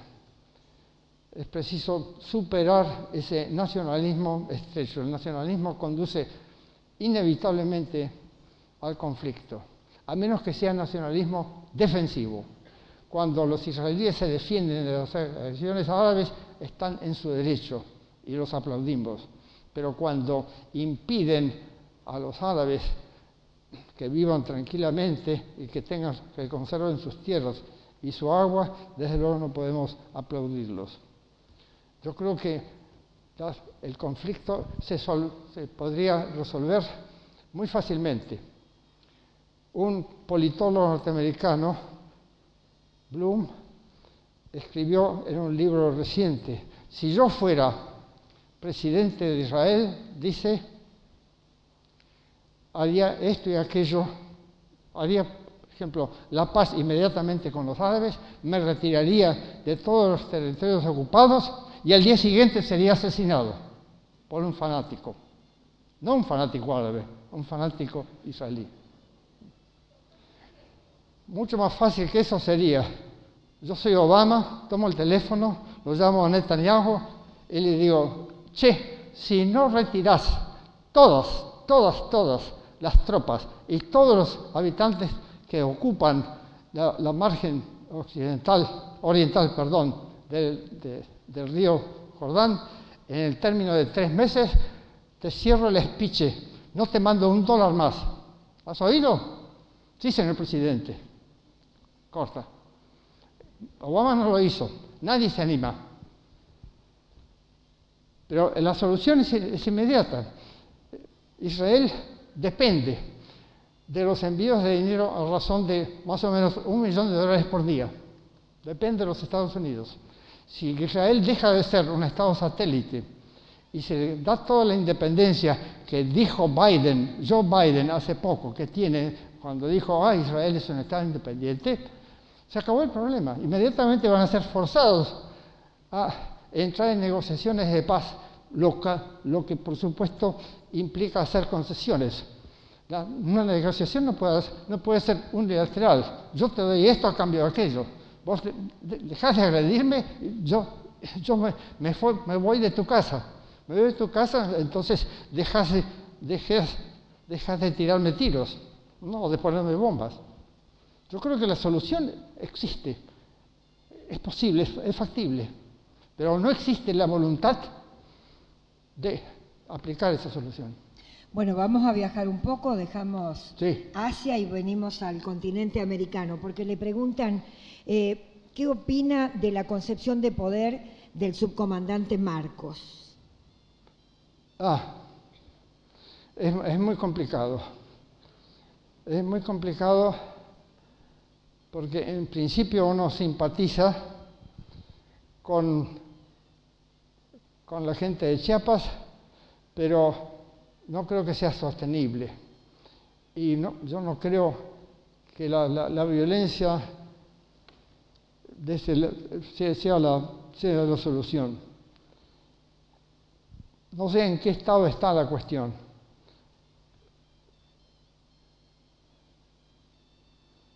Pero desde luego el Estado mexicano tiene rodeado al Estado de Chiapas y no es mucho lo que puedan hacer. Pero no se puede vivir eternamente en la selva. Alguna solución pacífica va a tener que venir. Desgraciadamente, el gobierno mexicano no es ni tan progresista ni tan inteligente como el gobierno del Tata Lázaro, de Lázaro Cárdenas, en los años 30. Seguimos entonces, doctor. Hacemos un alto en las preguntas vinculadas con guerra, poder. Sí, por favor. Hacemos un alto, qué bueno. Sí. ¿Sabe qué le queremos preguntar? No. ¿Cómo se siente en Rosario? ¿Cómo? ¿Cómo se siente en nuestra ciudad? ¿Cómo está pasando estos días en la provincia de Santa Fe? No sé si en la provincia, pero en la ciudad de Rosario me siento muy bien. Me he quedado sorprendido por los avances que he visto que han ocurrido en los últimos 20 años. La ciudad está mucho más linda, han ahora recuperado la ribera, está limpia, o bastante más limpia que New York, por supuesto. Nos falta, todavía nos falta. Igual, está bastante más limpia y me parece una ciudad tranquila. Además, me asombra los avances científicos que han ocurrido en los últimos años y el optimismo que se nota entre los rosarinos con quienes se intercambiado de ideas. Yo me siento muy bien en Rosario, me gusta mucho. Bueno, se lo agradecemos profundamente, porque como usted verá, quería por ahí introducir una preguntita que cambiara un poco el clima, porque hay una gran preocupación. Claro, su discurso nos llevó a través de la historia, de los lugares geográficos y de los protagonistas más trascendentes por el espacio de la lucha por el poder. Entonces acá hay mucha pregunta, ¿qué pasa con Stalin y Fidel Castro? Lo quieren llevar al plano de la psicología para que usted opine sobre Freud, sabiendo que usted es un crítico severo. Entonces, bueno, un pequeño cortecito hicimos, pero tenemos que volver a esto, porque es la inquietud de... Estoy a sus órdenes, comandante. De nuestros invitados. ¿Es comparable Stalin con Fidel Castro? No, no creo. Stalin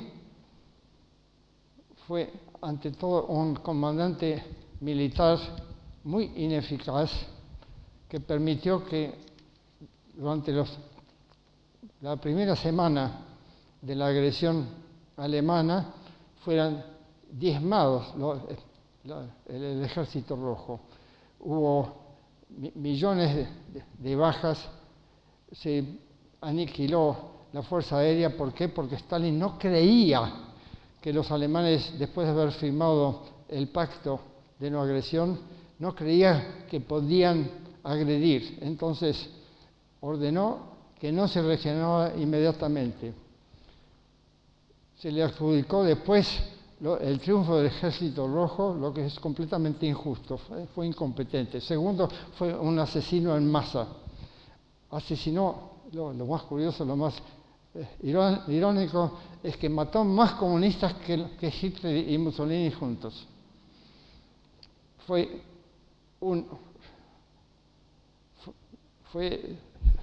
un asesino incompetente.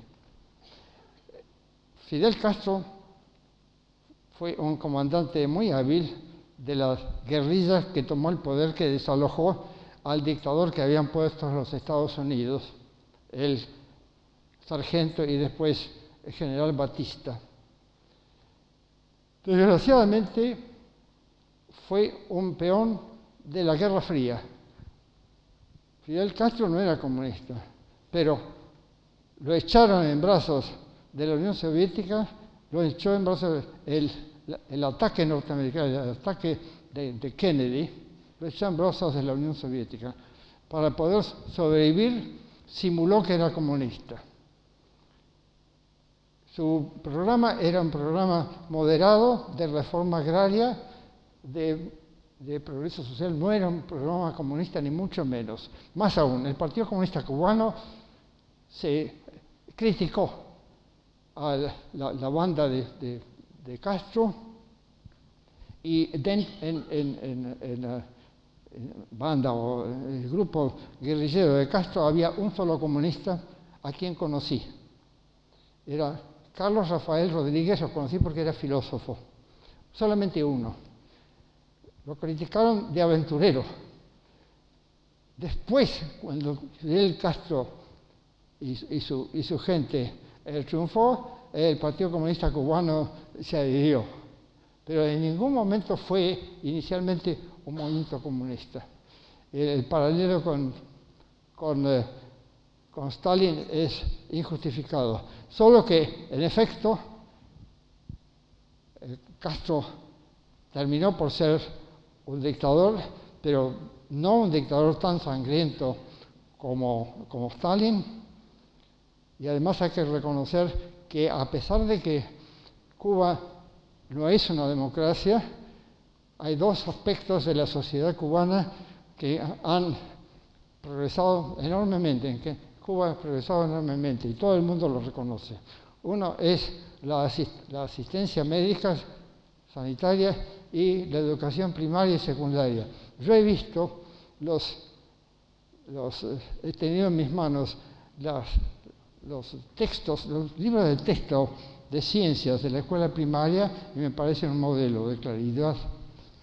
Tan es así que se los llevé a la directora de la escuela privada que existía en mi hija en Canadá y le dije, ¿por qué no manda a un par de maestros de la escuela a Cuba para ver cómo se enseñan las ciencias? ¿Y qué le dijeron? No, que no tenían dinero para mandar, no quería. La directora era miembro del Partido Conservador. Me enteré de eso después. Doctor, ya que habló de salud, acá le plantean las modificaciones al DSM. Las modificaciones al DSM en Estados Unidos. ¿Qué es el DSM? Yo tampoco lo sé. Tal vez nos ayudan.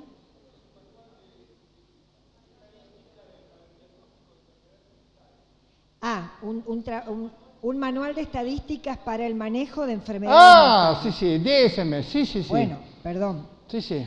Dice, es una manifestación del manejo de las sociedades a través de la... Del concepto de enfermedad mental.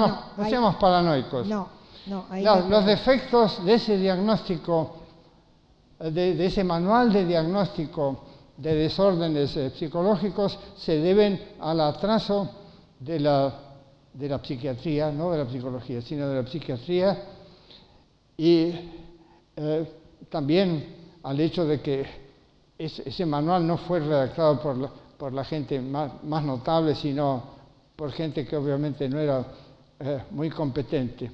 En particular, la definición que da de esquizofrenia es tan ridícula que cualquiera puede simular síntomas esquizofrénicos, se presenta en un hospital, exhibe los síntomas, inmediatamente le dan piloritos o lo que sea.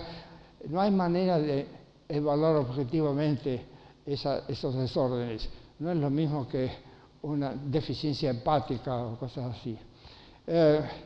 Es simplemente que la psiquiatría ha estado en manos durante muchos años, en Estados Unidos sobre todo, de psicoanalistas, que no entienden cómo funciona el cerebro porque no creen en el cerebro. La psiquiatría está atrasada, a diferencia de la psicología, que ha avanzado enormemente desde que se libró del conductismo por una parte y del psicoanálisis por la otra. La psicología biológica está en pleno florecimiento y eventualmente se va a encontrar maneras de curar las enfermedades mentales, pero eso va muy lentamente. ¿Hacemos dos preguntitas más? Sí, dos y tres también. Y lo macanudo. ¿Cómo unimos a los sistemistas con los moderados? Los sistemistas son por definición moderados porque quieren cambios totales pero graduales, porque saben que los cambios súbitos son muy penosos y muy difíciles de realizar. Ya lo había advertido Maquiavelo, nada es más difícil que introducir cambios en la sociedad. Hay una inercia o conservadurismo más o menos natural, porque los cambios radicales exigen sacrificios y la mayor parte de la gente no está dispuesta a hacer sacrificios. Doctor, en varias circunstancias usted habló de democracia integral. Sí. ¿Podría señalar cuáles son los principios rectores de ese planteo? Sí. Digamos, ¿es un planteo suyo?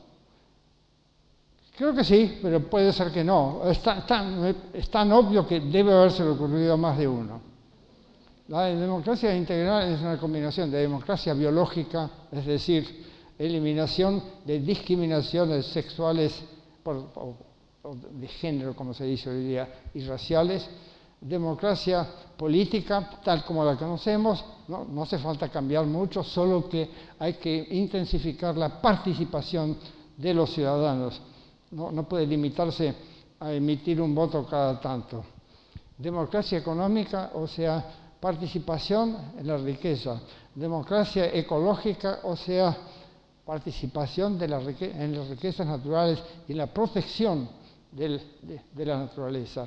Y finalmente, democracia cultural, o sea, libre acceso a los tesoros de la cultura. En la Argentina tenemos desde hace tiempo una cierta democracia, gozamos de una cierta democracia cultural. En efecto, a partir de Sarmiento, la educación primaria, secundaria y universitaria son gratuitas, universales, etc. Es algo envidiable, un privilegio de que pocas naciones gozan. Pero yo creo que hay que emplear tanto la democracia política como la cultural, hay que incluir las otras. ¿Por qué? Porque no se puede gozar de libertad política a menos que se tenga también alguna independencia económica, a menos que se pueda uno ganar la vida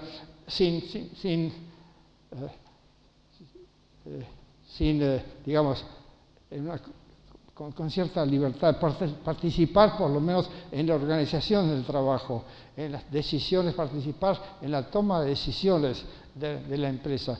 Como pasa en Alemania desde hace mucho tiempo, la llamada Mitbestimmung o codeterminación. Los representantes del sindicato forman parte del directorio de la empresa. Bueno, los que se interesen por eso, fíjense en mi libro Filosofía Política o en el 8º tomo de mi tratado. Lo vamos a leer, doctor. A ver, viajemos un poquito, nos vamos a Europa. ¿Cómo explicaría usted el alto porcentaje de votos a Le Pen en Francia de los inmigrantes turcos y portugueses? Si tal vez fue solo por sentirse asimilados o qué. No sabía, para mí es novedad eso. Que los inmigrantes turcos y portugueses votan por Le Pen. No puede ser. ¿Alguien está en conocimiento de este dato y lo plantea? Me extraña. Es raro porque Le Pen está en contra de todos los inmigrantes, quiere cerrar las puertas. Y no sabe que a los empresarios franceses no les convendría, porque nadie está dispuesto a hacer los trabajos sucios. Los franceses no están dispuestos a hacer los trabajos sucios que hacen los inmigrantes portugueses y turcos. Así es. Lo mismo pasa en Estados Unidos. Los cultivadores de California y de Arizona y otros lugares necesitan obreros más o menos clandestinos de México, que levanten, que cultiven la tierra. A los norteamericanos les resulta demasiado pesado ese trabajo. Bueno, doctor, ¿qué le parece si vamos cerrando con una reflexión para el mundo entero? Porque la pregunta dice, ¿qué entidades son las que realmente están manejando el destino del mundo en función de sus intereses y a través de actores colocados, bueno, en lugares clave para el manejo del poder? Bueno, la persona que hace esa pregunta está, por supuesto, sugiriendo que los que realmente mandan son las grandes corporaciones. Y me imagino que está pensando eso. Eso es completamente cierto. Sin embargo, también es cierto que se puede limitar el poder de esas grandes corporaciones y, de hecho, están limitados. Ya hace un siglo, más de un siglo, se aprobó en Estados Unidos una ley antitrust. una ley que impide los monopolios. Eso no impidió de hecho que siguieron formándose monopolios, pero se limitó un poco la concentración de capital. Lo que hay que hacer es naturalmente hacer lo que hicieron los partidarios de Obama, los que llevaron al poder, esos 10 millones de voluntarios que pusieron su tiempo y su dinero para elegirlo a Obama. Sanear la política, por ejemplo, eliminar los lobbyists, que no solamente representan los intereses privados de las grandes corporaciones, sino que muchas veces redactan los proyectos de ley. Eso se puede hacer, pero desgraciadamente en Estados Unidos el progreso de la democracia se ha detenido y bueno, ya sabemos lo que pasó con las esperanzas que teníamos toda la gilada, las esperanzas que teníamos en el nuevo presidente. Hemos sido frustrados todos. Pero yo creo que sí que se puede, que algunas cosas se han conseguido. Por ejemplo, Ralph Nader hizo la guerra a las compañías constructoras de automóviles hasta que consiguió que instalaran cinturones de seguridad, lo amenazaron, siguió la campaña y triunfó. Hace 50 años nadie hablaba sobre protección del ambiente, hasta que la presión popular hizo que se creara la EPA, la Environmental Protection Agency, que fue desmantelada por el segundo Bush, pero ahora se espera que sea resucitada. Hay algunas cosas que se han conseguido, así como aquí se consiguió el voto de la mujer, aunque vino de arriba, eso fue un progreso.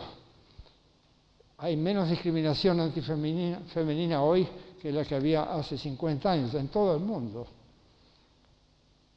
y en todas partes del mundo.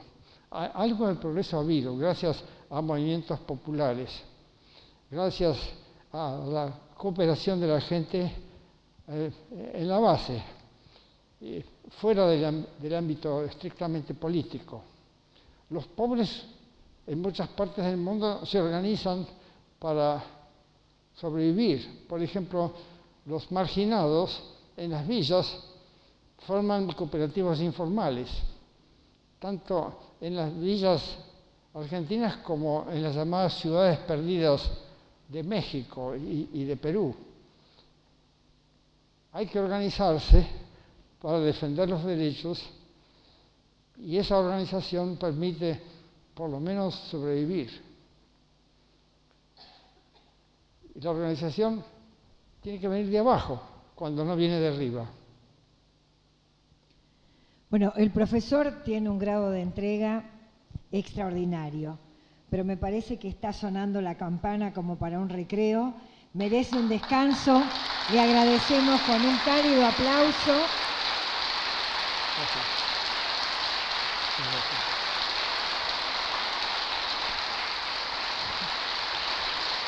Muchas gracias. Muchas gracias a todos y hasta cualquier momento. Gracias. Muchas gracias. A usted.